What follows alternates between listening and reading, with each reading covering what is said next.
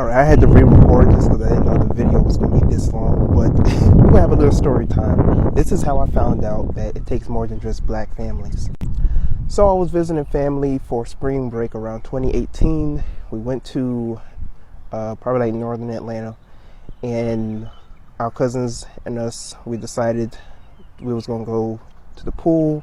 I decided I was going to read one of my books at the table when I got out of the pool, take a little break and stuff like that. And I was reading a book at the time called Black Love is a Revolutionary Act.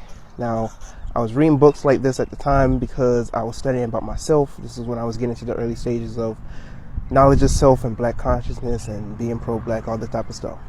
As I began reading the book, not too long after that, one of my youngest cousins come up to the table and asked me what I was reading. I showed him the book I was reading. I said, I'm reading a book called Black Love is a Revolutionary Act. He was like, Black love? I said, yeah. This man asked me, what about white love?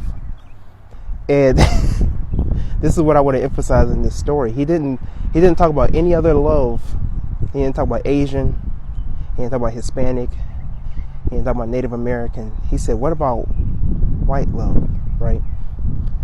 And I mentioned this to say that even when you have a good, stable black family, if there's no knowledge of self being taught at home, if there's no form of identity being taught at home, it's no more of dysfunction than the next. See, my youngest cousin was very intelligent, is very intelligent. But the thing is that if you don't have knowledge of self and you don't have self-awareness of who you are, all that intelligence that you have is vain. See, every other nation of people teaches their children to date within their own race, to marry within their own race, not out of racism, out of discrimination, but because of love for their own people, their culture, and their own history, their heritage. And they want to preserve that which they love. They want to preserve their lineage, their history, their people, and their economics, so they keep it within their own.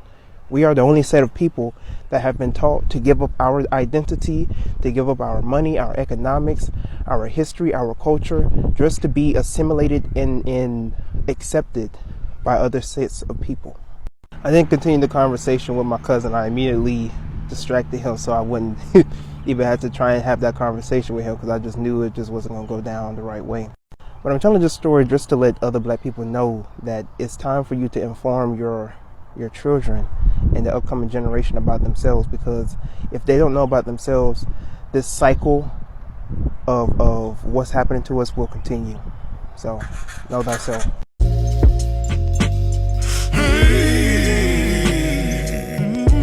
Long as I got God, black women, and the squad.